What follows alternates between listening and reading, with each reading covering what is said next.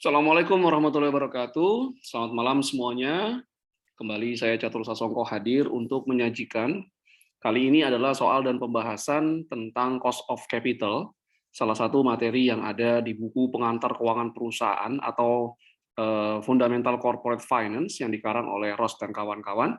Buku ini diterbitkan oleh penerbit Salemba Mban Patria atau Salemba 4. Jangan lupa untuk mengunjungi e-learning.penerbitsalemba.com, dapatkan e-learning yang ada yang berkaitan dengan mata kuliah, mata ajar yang ada di Fakultas Ekonomi dan Bisnis.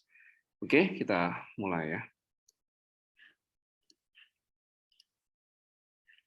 Oke, jadi soal dan pembahasan ini biaya modal ya. Yang kedua, yang pertama saya sudah ada, silakan lihat video saya juga. Nah, ini terkait dengan materi yang ada di manajemen keuangan. Oke. Berikut ini adalah soalnya. Yang pertama, PT Semesta Raya sedang mempertimbangkan sebuah proyek yang akan memberikan penghematan sebesar 1 miliar. Penghematan sebesar 1 miliar per tahun pada akhir tahun pertama. Penghematan ini akan bertumbuh 5% per tahun selamanya. Jadi ada proyek memberikan penghematan di akhir tahun pertama itu 1 miliar per tahun, dan akan terus memberikan penghematan setiap tahunnya selamanya dan bertumbuh setiap tahun 5%. Kemudian perusahaan memiliki target rasio utang terhadap ekuitas ya, atau rasio debt to equity ratio sebesar 0,8, biaya ekuitas 16% dan biaya utang 8%. Tarif pajak perusahaan adalah 25%. Oke. Jika pengeluaran awal proyek sebesar 10 miliar, apakah proyek ini layak untuk dijalankan? Nah, ya, jadi ini sebenarnya soal gabungan antara biaya modal dengan net present value ya, atau capital budgeting. Oke, ini adalah soalnya. Oke, kita masuk sekarang ke pembahasannya. Langkah yang pertama adalah menentukan bobot dari utang dan ekuitas. Jadi weight dari debt dan weight dari equity. Ya.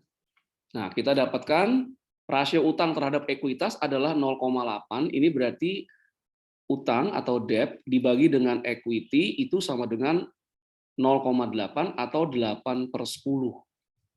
Nah, ini berarti debt-nya itu berarti adalah 8, equity-nya adalah 10. Kenapa kita perlu cari ini? Bobot ini nantinya akan digunakan untuk mencari weighted average cost of capital ya, atau WACC-nya. Nah, berarti bobot utang adalah 8, ini adalah utangnya sendiri, dibagi dengan utang plus ekuitas, atau 0,44. Adapun bobot dari ekuitas, itu berarti adalah 10, ini adalah ekuitasnya sendiri, dibagi 8/10. Nah, kalau kita lihat di sini, weight dari debt plus weight dari equity, itu harus sama dengan 1,0. Nah, ini utangnya 0,44, ekuitasnya 0,56. Saya ambil 2 angka di belakang koma ya. Oke, jadi pertama adalah menentukan bobot dari utang dan ekuitas. Langkah berikutnya adalah kita menentukan weighted average cost of capital dari proyek yang ada. Ya, weighted average cost of capital dari perusahaan itu sendiri, bukan dari proyeknya, dari perusahaannya. Oke. Nah, yang pertama ini adalah ya, kalau kita lihat secara konsepnya itu WACC itu adalah MV ini adalah market value ya, nilai pasar dari utang dibagi nilai pasar dari utang ditambah nilai pasar ekuitas. Jika tidak ada nilai pasar dari utang, kita bisa pakai nilai buku dari utang perusahaan ya. Nah, ini yang ada di laporan posisi keuangan. Ekuitasnya juga kalau tidak ada market value-nya, kita juga bisa pakai nilai buku, proksinya atau pendekatannya. Tapi kalau ada nilai pasarnya, gunakan nilai pasar.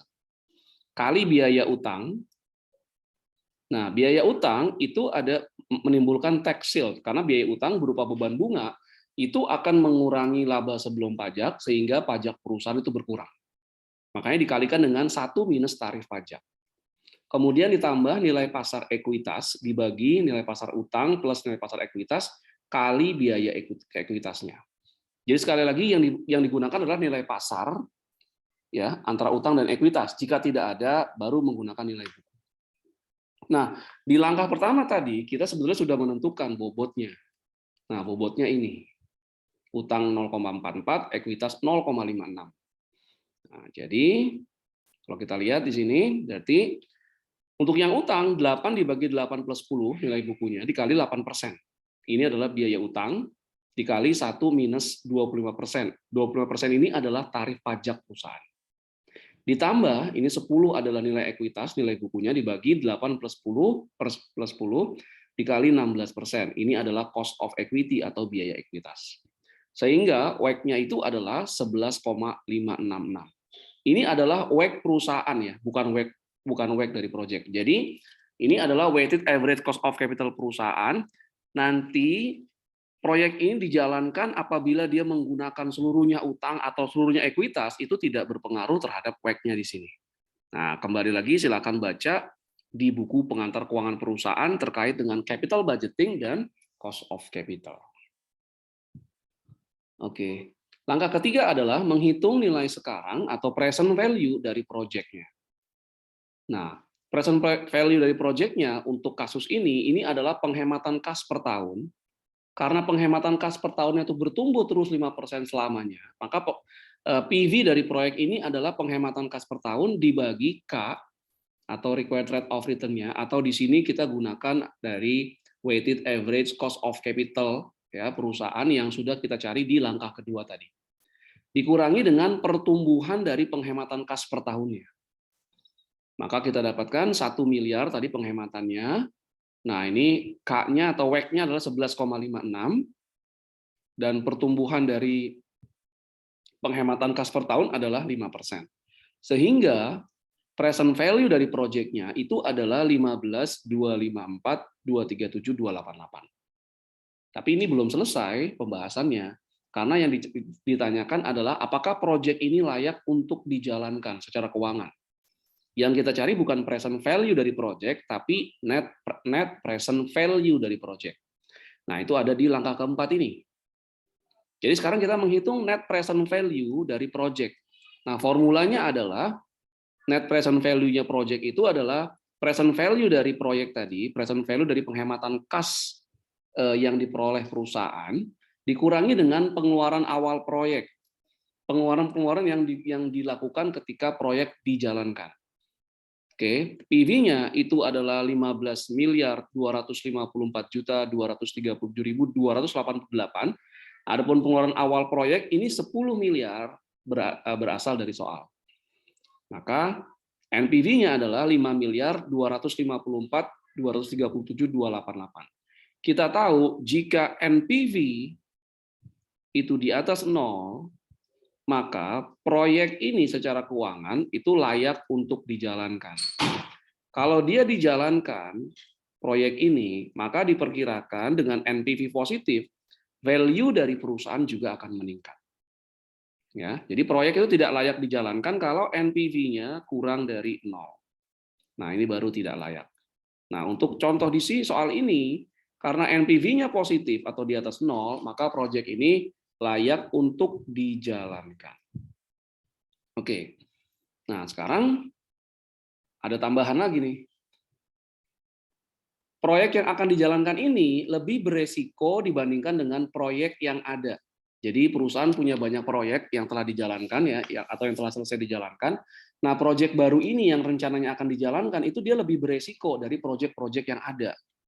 Sehingga manajemen memutuskan bahwa proyek ini perlu ditambahkan faktor penyesuaian resiko itu sebesar 3%. Nah, jadi bukan hanya WACC, tapi ada faktor penyesuaian resiko tambahannya 3%, karena proyek ini lebih beresiko dibandingkan proyek-proyek yang ada di perusahaan. Ya.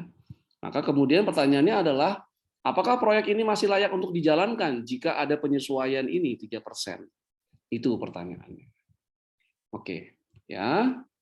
Kita bahas.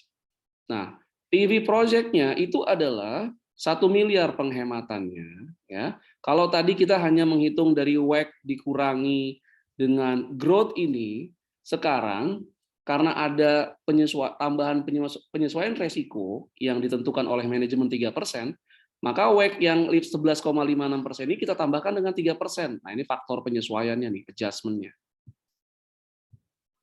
adjustment-nya. Maka PV dari proyeknya sekarang adalah 10.465.116.279, lebih rendah dari PV sebelumnya tanpa ada penyesuaian resiko. Adapun NPV-nya itu adalah 10.465.116.279 dikurangi pengeluaran awal atau initial outlay project 10 miliar. Maka NPV-nya adalah 465.116.279. Nah, oke. Nah, ini karena NPV-nya masih positif, maka proyek ini pun masih layak dijalankan. Oke, layak dijalankan. Nah, kalau ada pertanyaan berapa penyesuaian resiko yang membuat NPV sama dengan 0 atau NPV negatif, itu bisa dilakukan dengan cara menggunakan analisis sensitivitas, tambahkan saja adjustment-nya mungkin 4%, mungkin 5%. Kalau angka pastinya Anda bisa gunakan goal seek di Microsoft Excel. Oke, dengan demikian selesai sudah pembahasan kali ini. Silahkan kunjungi website kami perbisalemba.com untuk melihat koleksi buku-buku terbaru dari Perbisalemba. Kemudian buku-buku original Perbisalemba ada beberapa buku ya yang berisikan e-learning yang ada. Jadi ada kode akses khusus, Anda bisa akses e-learning.perbisalemba.com, dapatkan video pembelajaran dan soal-soal yang bisa Anda kerjakan mandiri dan nanti akan diberikan pembahasan secara komprehensif. Kemudian jika Anda ingin membeli buku terbitan Perbisalemba, itu bisa beli melalui lexikabookstore.com. Oke, dengan demikian berakhir sudah presentasi saya tentang soal pembahasan dari biaya modal atau cost of capital. Terima kasih atas segala perhatiannya. Mohon maaf jika ada berbagai kekurangan. Assalamualaikum warahmatullahi wabarakatuh. Salam sejahtera untuk kita semua. Bye.